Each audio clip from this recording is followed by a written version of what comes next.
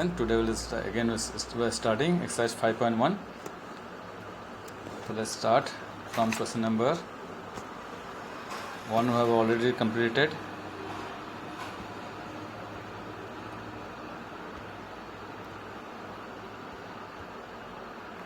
Question number 2 completed, 3 completed, 4 completed. Now from question number 5. Here we have to identify the term which contain x. तो हमें उस term को पहचानना है जिसमें x हो, ठीक है, और उसका x के कोफिशिएंट x के साथ में कौन कौन और क्या क्या नंबर लिखे हुए हैं, जो भी लिखे हुए हैं उसको लिखना पड़ेगा. तो हम क्वेश्चन नंबर 5 करते हैं. ए एक्सप्लेन कर देता हूँ. एक दो क्वेश्चन कर लेते हैं, बाकी आपको समझ में आ जाएगा, ठीक है. इसको एक्सप्लेन करते हैं.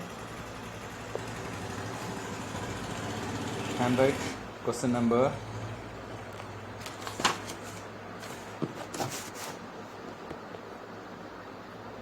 5.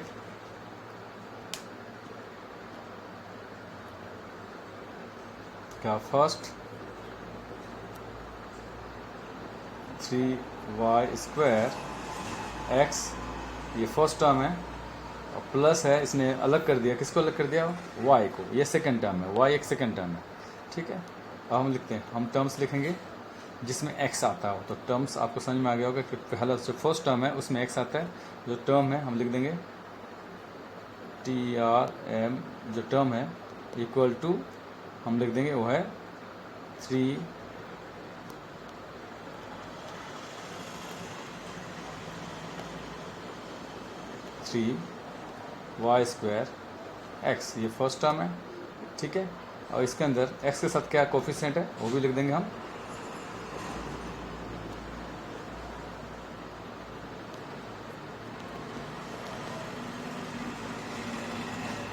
Coefficient of x is equal to क्या है, x के साथ में कौन है? 3 भी है x के साथ, y² भी है. तो 3y² दोनों को लिखना पड़ेगा, सब कुछ लिखना है. x को छोड़ के सब लिख देंगे आप, ठीक है. तो x के साथ में जो है 3y² x लिखा हुआ है फर्स्ट टर्म में, तो 3x को छोड़ के इन दोनों को लिखना पड़ेगा. 3y². 3 भी लिखना है और y² भी लिखना है. ये आपका आंसर हो जाएगा, ठीक है. तो ये दोनों ही आपके आंसर हो जाएंगे. इस तरह से हमें करना है. क्वेश्चन नंबर अब हम करेंगे नेक्स्ट क्वेश्चन देखते हैं.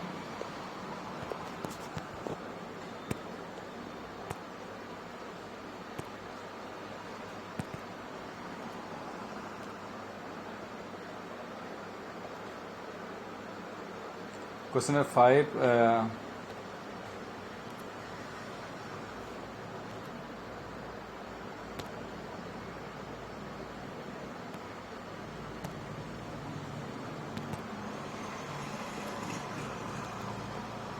क्या 5th? नो 5th नहीं. नेक्स्ट क्वेश्चन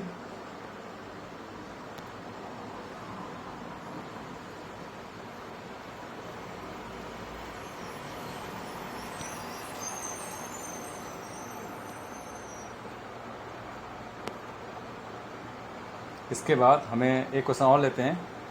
जैसे एक ले लेता हूँ मैं, थर्ड कर लेते हैं, ठीक है ना. थर्ड कर लेते हैं, उसके बाद आगे बढ़ेंगे.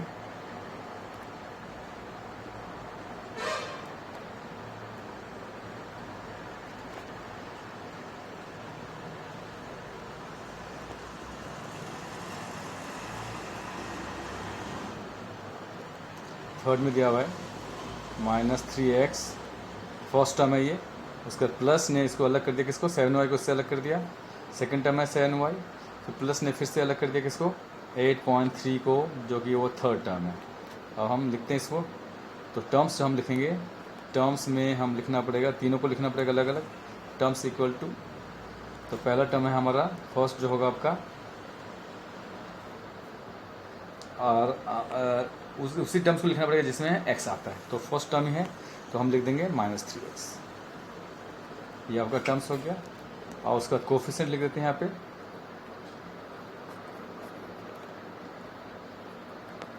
Coefficient of x equal to x के साथ में कौन है? -3 है. ये आपका आंसर हो जाएगा. तो ये दोनों आपका आंसर हो गए. ठीक है, इस तरह से करना है।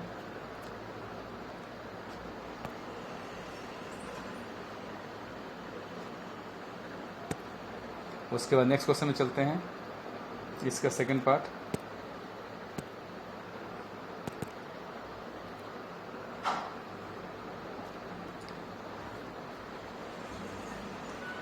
Question number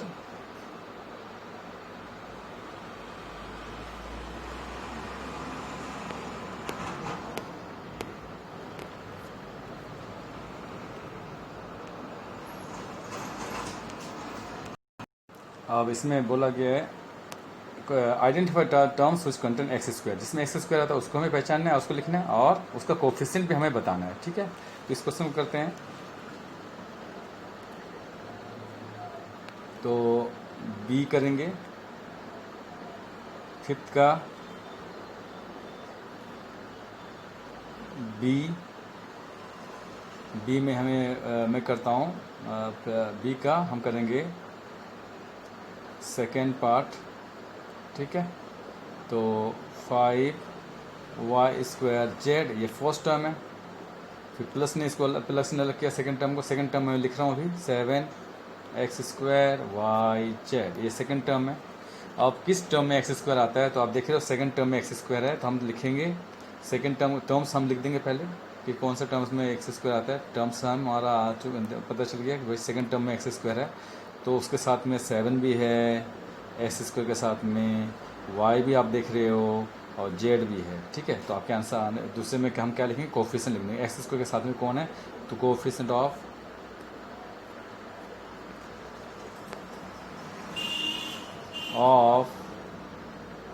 x square is equal to, हम लिख देंगे क्या लिखेंगे, एक्स स्क्वायर साथ में कौन है, 7 भी है जैसे आप देख रहे हो टर्म्स में, और एक्स स्क्वायर का राइट साइड में कौन है, y भी है और z भी है। तो ये आपका आंसर होगा। ठीक है,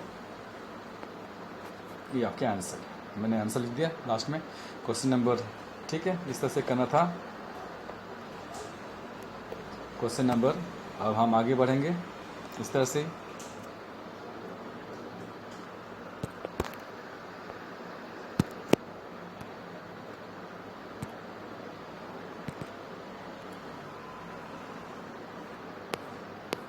क्वेश्चन नंबर उसके बाद 6 में चलते हैं। 6 में classify the following as monomial, binomial, trinomial. तो मैं यहाँ पे एक्सप्लेन कर देता हूँ। इसमें क्या है, क्वेश्चन 6 में अगर दो टर्म है, जैसे फर्स्ट में क्या है, दो टर्म है, 4y भी है, अब फर्स्ट टर्म में 4y है, दूसरे टर्म में 7z है, बीच में माइनस है ना। प्लस और माइनस का काम होता है बंटवारा करना, अलग करना, सेपरेट करना। तो उसने 4y और 7z को अलग कर दिया, दो अलग अलग टर्म्स हो गए इसमें। तो माइनस और प्लस आ गया ना, तो बीच में आ गया, तो वो उनके अगल बगल जो left hand side right side जो भी लिखा है वो अलग टर्म्स माने जाएंगे। 4y is the first term and 7z is the second term, बीच में क्योंकि माइनस साइन आ चुके हैं। इसके तो दो टर्म है तो उसको बोलते हैं बाइनोमियल, अगर एक टर्म है तो उसको बोलते हैं मोनोमियल, और तीन टर्म है उसको बोलते हैं ट्राइनोमियल। तो फर्स्ट जो है आपका बाइनोमियल है। ठीक है, ये बाइनोमियल हो जाएगा। सेकेंड में देखेंगे जेड स्क्वायर है और किसी में कोई प्लस माइनस नहीं, तो ये मोनोमियल है। ठीक है, तो आपको मोनोमियल पूरा लिखना पड़ेगा कॉपी में, मोनोमियल पूरा स्पेलिंग के साथ। ठीक है, इसमें मैं सिर्फ समझा रहा हूँ, ये बहुत इजी है इसलिए यहाँ पे बता देता हूँ।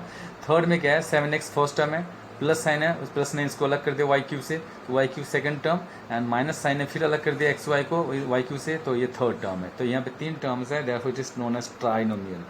ठीक है, तो ट्राइनोमियल है। इस तरह से आपने पहचान लिया। ये क्वेश्चन आपके लिए होमवर्क रहेगा, आप खुद से करेंगे क्योंकि बहुत ही ईजी है।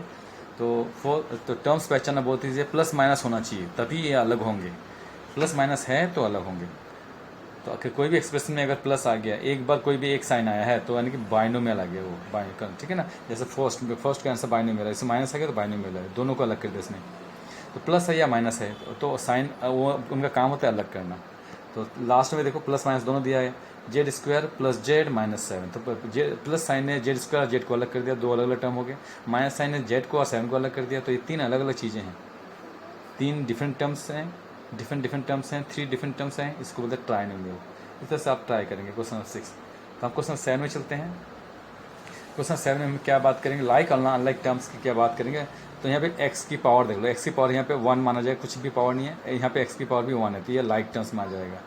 ठीक है, तो x की पावर देखा जाता है, वेरिएबल की पावर देखते हैं, फिर उससे उसी तरह से हम बताते हैं कि लाइक है क्या अनलाइक है। अगर पावर अलग हो गया तो अनलाइक, इससे मैं करके दिखाता हूँ। ठीक है, इसको हम करते हैं।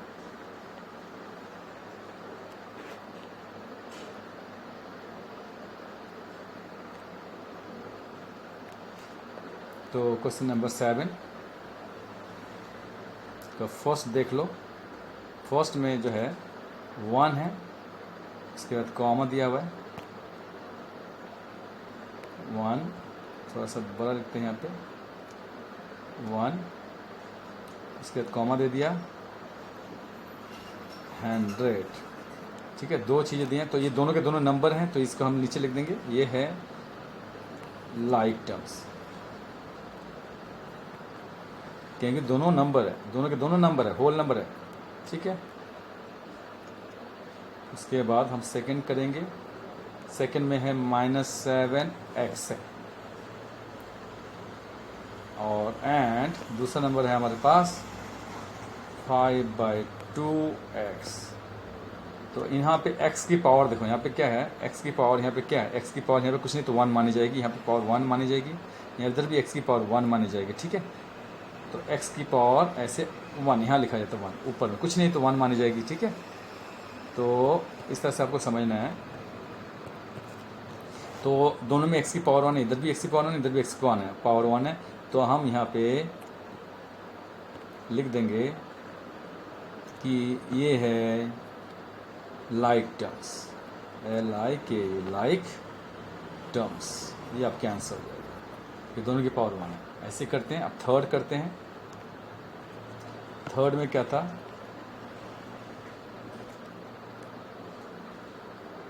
थर्ड में था -29x कॉमा -29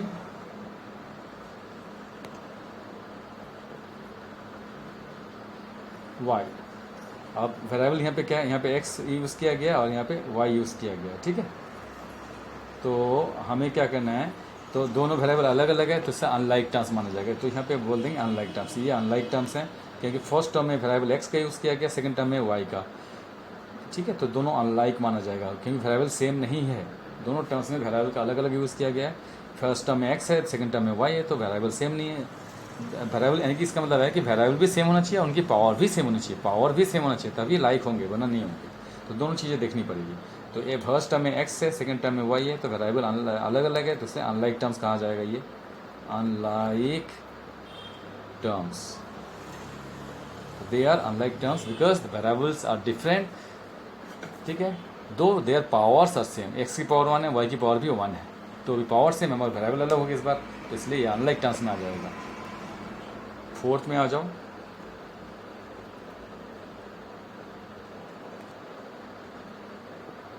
फोर्थ में है 14xy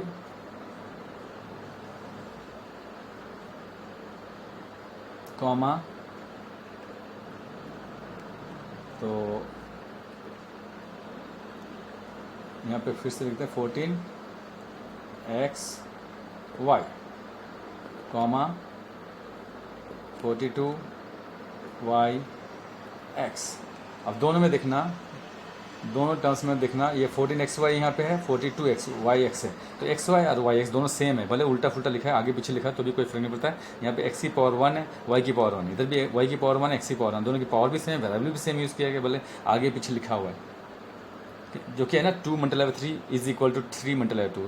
दोनों वेरिएबल आगे पीछे लिख सकते हैं नंबर को, उसी तरह वेरिएबल को भी आगे पीछे किया जा सकता है मल्टीप्लाई रिलेशन में, x × y is equal to y × x। तो इसलिए ये सेम है, दोनों के दोनों सेम माना जाएगा, तो ये लाइक टर्म्स में आ जाएंगे। ठीक है, तो दिस इज इक्वल टू,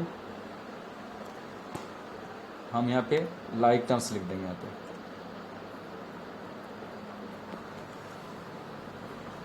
क्योंकि वेरिएबल सेम है और पावर भी सेम है। ठीक है, तो बाकी आप ट्राई करोगे क्वेश्चन नंबर। उसके बाद क्वेश्चन नंबर हम 8 में चलेंगे।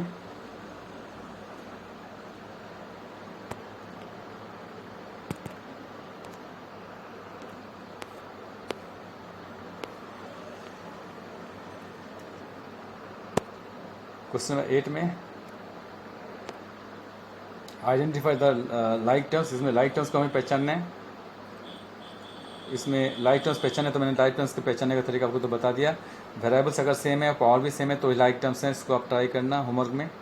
ठीक है, मैं ऐसे बता दूं तो एक्स वाई स्क्वायर है, तो एक्स वाई स्क्वायर अगर आगे पीछे भी हो तो भी, तो इस 7xy स्क्वायर जो है ना, और x Y square -3y square, ये दोनों लाइक टर्म्स हैं। और दूसरा है और एक्स वाई स्क्वायर है। एक्स वाई स्क्वायर कहाँ पे है, कहाँ पे है? तो ये दो आपको मुझे दिखाई दे रहे हैं, तो ये दो आपके लाइक टर्म्स हो जाएंगे। इस तरह से आपको पहचान, इनके एक ग्रुप बना देना है। ठीक है, इसको कर ही लेते हैं।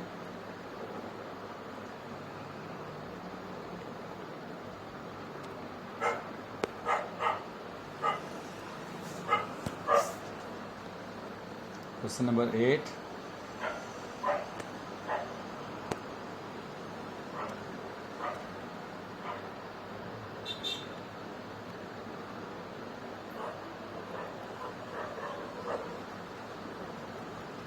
में जो पहला आंसर होगा ना फर्स्ट, वो आ जाएगा आपका, जो फर्स्ट आंसर होगा आपका, तो मैं यहाँ नीचे लिख देता हूँ। 8 का फर्स्ट जो आंसर आएगा, ग्रुप बनाते हैं, फर्स्ट ग्रुप है आपका -7xy स्क्वायर, 7xy स्क्वायर कि xy स्क्वायर और xy स्क्वायर माइनस, अब मुझे और दिख रहा है वो कॉमा देखिए यहाँ पे आगे लिखेंगे, -3xy स्क्वायर, ये है लाइक टर्म्स। ठीक है, उसके बाद आगे बढ़ेंगे। सेकेंड ग्रुप में हम बना देंगे 17x स्क्वायर वाई है ये, अब इसमें x की पावर 2 है और y की, तो यहाँ पे खोजेंगे x की पावर 2 और y कहाँ पे है, तो ये और एक है -yx स्क्वायर, ये भी लाइक टर्म्स हो गया और नहीं है। ठीक है, उसके बाद थर्ड ग्रुप बनाएंगे। थर्ड ग्रुप में हम ले लेते हैं 2xyz को पहला, अब xyz है एक साथ, और xyz कहाँ पे है आप देख लो, लास्ट में एकदम सेकंड लास्ट में है xyz, कॉमा देते हुए लिखेंगे 3zx, भले अलग अलग लिखा हुआ है आगे पीछे लेकिन ये सेम है, लाइक टर्म्स में ही है। अब फोर्थ में ग्रुप में चलते हैं, तो -17 ये प्योर नंबर है, -17 पहले ग्रुप में आ जाएगा इसमें, कॉमा, अब यहाँ पे नंबर और कौन है, नंबर है, लास्ट नंबर है 202, ये लाइक टर्म्स है क्योंकि ये प्योर नंबर है, मैं इंटीजर्स ग्रुप में आ गए। ठीक है, उसके बाद आगे बढ़ते हैं, फिफ्थ ग्रुप में देख लेते हैं। इस तरह से करना है, 13p स्क्वायर क्यू है, 13p की पावर 2 है और q है, तो देखते हैं p की पावर 2 और q कहाँ पे, उसके बगल में ही है, p की पावर 2 और q है, तो कॉमा देके हम लिखेंगे, कॉमा स्पेस दे देंगे q p स्क्वायर, आगे पीछे लिखा लेकिन ये दोनों सेम ही है, p स्क्वायर q और q p square both are same. और कोई है क्या देख लो, तो और भी है, कॉमा, उसके बाद पी स्क्वायर क्यू है, उसके बाद आ गया पी स्क्वायर क्यू 3 की पी स्क्वायर क्यू है, और एक है 3p स्क्वायर क्यू, इसको भी लिखना पड़ेगा और नहीं। ठीक है, इसके बाद आगे बढ़ते हैं। उसके बाद हमारा आएगा -yx स्क्वायर ये तो हो गया 78p Q R. Fifth six group में हम लिख देंगे 78p क्यू आर। ठीक है, 78p क्यू आर ये पहला ग्रुप है। पी क्यू आर का ग्रुप बनाते हैं, देखते हैं पी क्यू आर कहाँ पे और प्लेन, और कोई नहीं है पी क्यू आर स्क्वायर है, बस पी क्यू आर नहीं है। ठीक है, तो 17p क्यू आर का एक ही ग्रुप, इसमें एक ही नंबर रहेगा। सेवेंथ ग्रुप देखते हैं कितना आता है। सेवेंथ ग्रुप में हम लेंगे पी क्यू आर स्क्वायर का, जिसके बगल में 1/3 पी क्यू आर की पावर 2 है, तो देखते हैं आर की पावर 2 कहाँ पे, पी क्यू आर एक साथ होना चाहिए, आर की पावर 2 होगा, तो देखें पी क्यू आर 7, हाँ एक है, कॉमा दे देंगे और लिखेंगे 7r स्क्वायर पी क्यू, ये आगे पीछे है तीनों, मगर आर स्क्वायर भी है और पी की पावर 1 क्यू आर 1 है, तो ये तीनों ये दोनों ग्रुप सेम है। उसके बाद सारे हो गए हैं। ठीक है, क्यू आर स्क्वायर अब ख़त्म हो गया, तो आज अब लास्ट क्वेश्चन चलते हैं।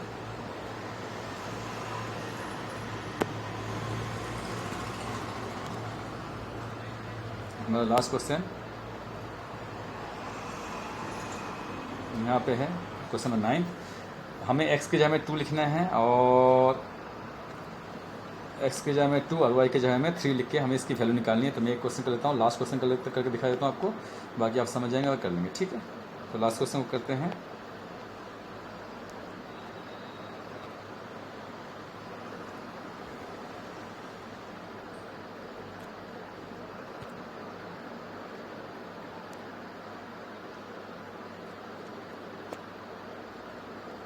क्वेश्चन नंबर 9 करेंगे।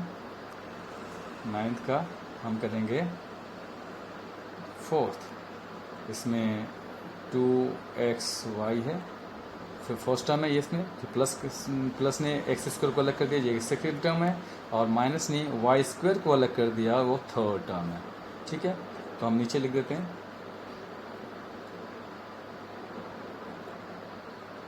पुटिंग। हम करेंगे क्या पुटिंग करेंगे, x इक्वल टू 2, एक्स को रिप्लेस करेंगे 2 से, एंड y इक्वल टू 3। ठीक है, कॉमा वी गेट, हमें क्या मिलेगा, देखते हैं क्या मिलता है। इसको करते हैं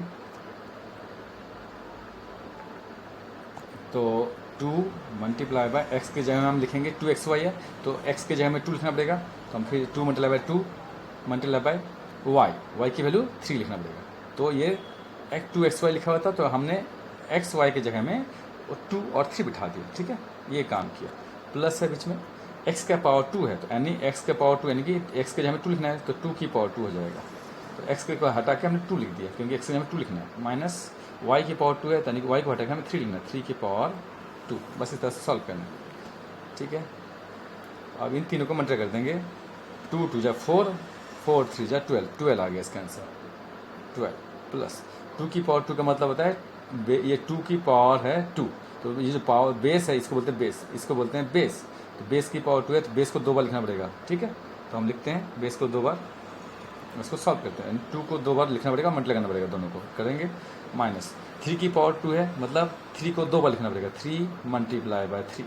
तो पावर अगर 3 बार होता तो 3 को 3 बार लिखना पड़ता है, और तीनों को मल्टीप्लाई करना पड़ता। ठीक है, अब नीचे कर लेते हैं, ये हो गया 12 प्लस 2 को 2 से मल्टीप्लाई, 2 2 जा 4 प्लस माइनस 3 3 जा 9। ठीक है, आगे बढ़ते हैं। नेक्स्ट 12 प्लस 4 कितना हो गया, 12 प्लस 4 16, 16 में से 9 माइनस कर देंगे तो कितना हो गया। ठीक है, 7। ठीक है, ये आपका आंसर हो गया। तो आज के लिए इतना ही।